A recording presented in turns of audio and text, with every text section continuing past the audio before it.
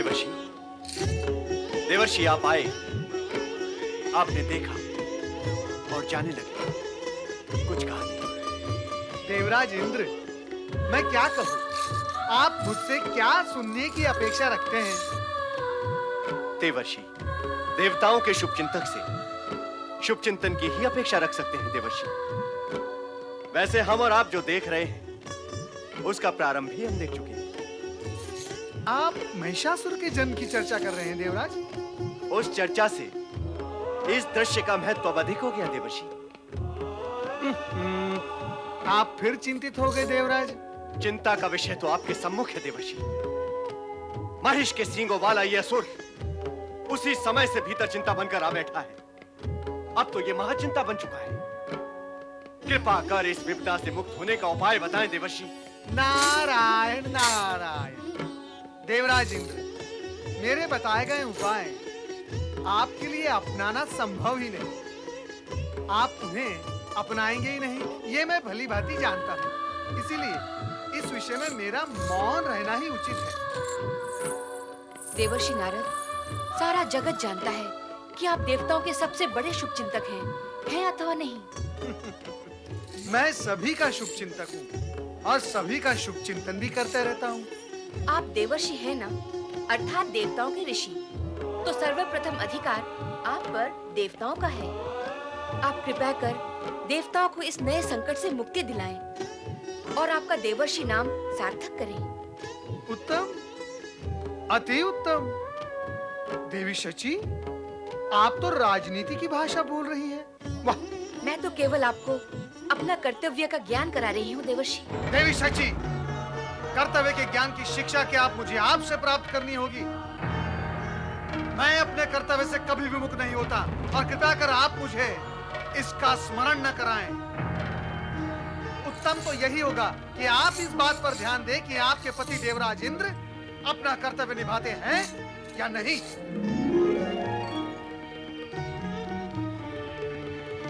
स्वामी, दुखी ना हो देवी शची, दुखी ना हो।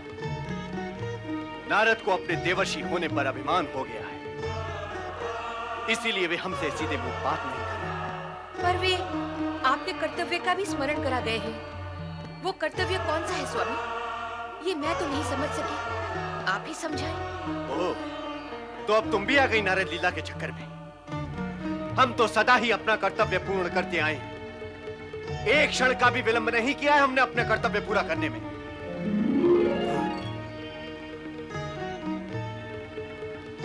अचानक देवराज कहाँ चले गए? मुझे कैसे ज्ञात होगा कहाँ चले गए? आप ही पता लगाइए।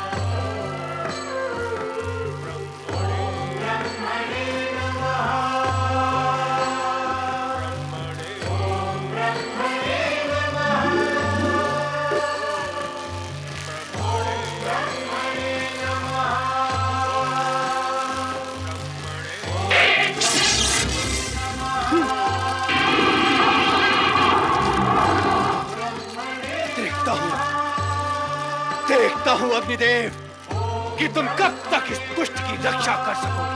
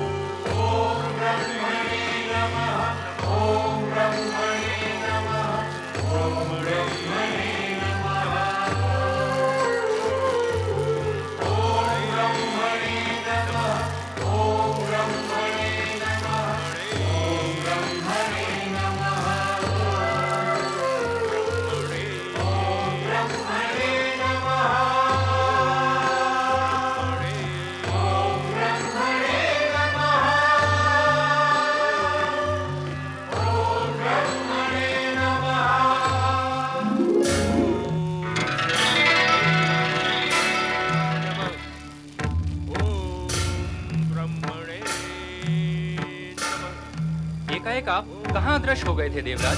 और नाग का रूप आपने क्यों धारण किया? क्या आप देख नहीं रहे हैं कि जब तब के प्रभाव से हमारा शत्रु अजय होता जा रहा है? हमारे सारे प्रहार व्यर्थ सिद्ध हो रहे हैं। यदि आप हमारी सहायता करना ही चाहते हैं तो तुरंत अपनी दिव्य शक्तियों का प्रयोग करें। आप दोनों क्या विचार कर रहे हैं? अपनी दिव्य शक्तियों का प्रयोग क्यों नहीं करते? शक्ति का प्रयोग करें और शीघ्र ही महिषासुर को समाप्त करें। आप दोनों बोलते क्यों नहीं?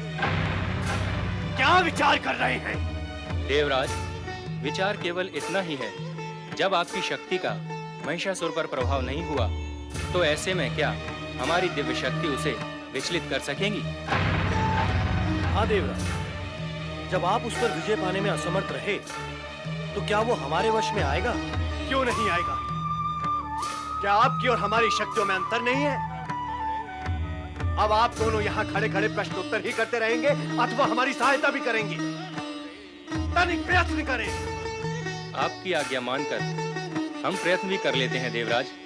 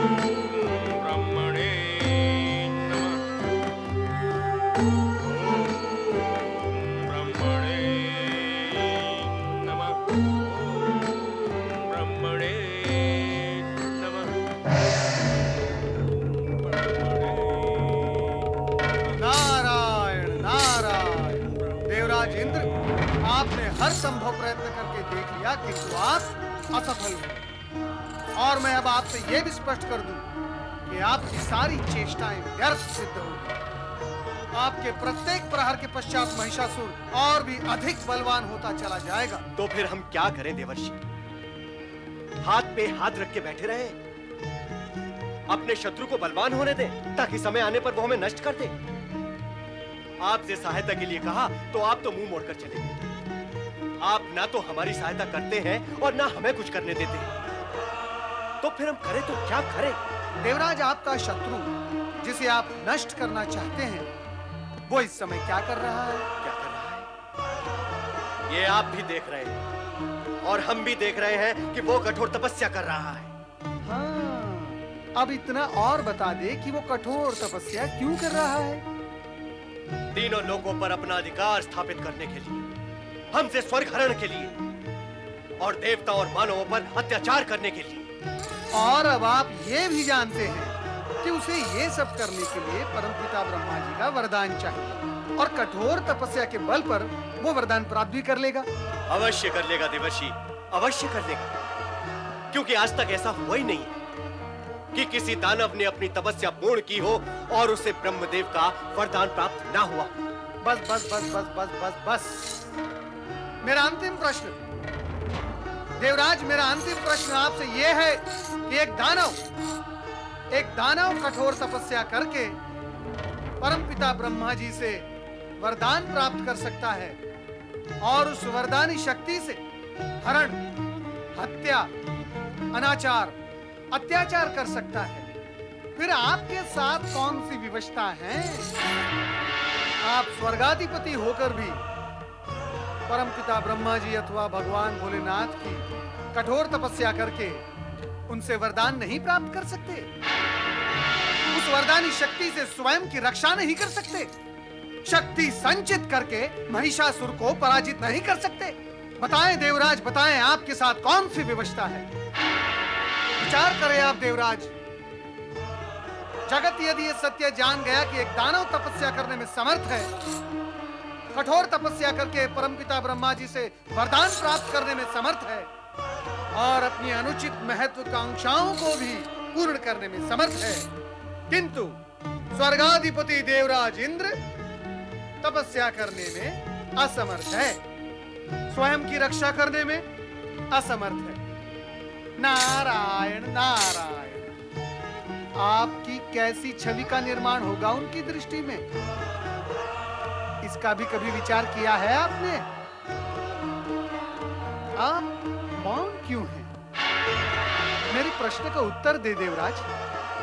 क्या आपका मौन इस सत्य की स्वीकृति है कि दानव देवताओं से अधिक शक्तिशाली, समर्थ और श्रेष्ठ है?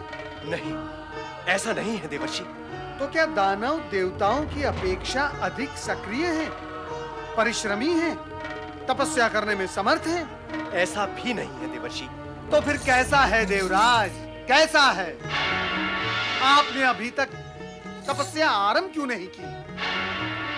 आप महिषासुर की कठोर तपस्या से भयभीत होकर अनुचित व्यवहार तो करने लगे, किंतु उससे भी अधिक कठोर तपस्या करके स्वयं को उससे अधिक शक्तिशाली बनाने का कार्य आपने नहीं किया। क्यों नहीं किया देवराज? आप यदि स्वयं को और स्वर्ग को सुरक्षित रखना चाहते हैं तो महिषासुर से भी अधिक कठोर तपस्या करें और परमपिता ब्रह्मा जी, भगवान भोलेनाथ और श्री हरि विष्णु को प्रसन्न करें। इसके अतिरिक्त आपकी सुरक्षा का अन्य कोई उपाय नहीं है देवराज। नारायण नारायण। देखा आपने, देवर्षि नारद हमें तपस्या में संलग्न करके निष्क्रिय कर देना चाहते हैं। उधर हम तपस्या करते रहेंगे और इधर महिषासुर ब्रह्मा जी से वरदान प्राप्त कर हमारे स्वर्ग पर अधिकार प्राप्त कर लेगा। पता नहीं क्यों देवताओं के हित चिंतक देवर्षि देवताओं का अहित विचारने लगे। अर्थात आप तपस्या नहीं करेंगे? नहीं, हम ये मूर्खता कदापि नहीं करेंगे।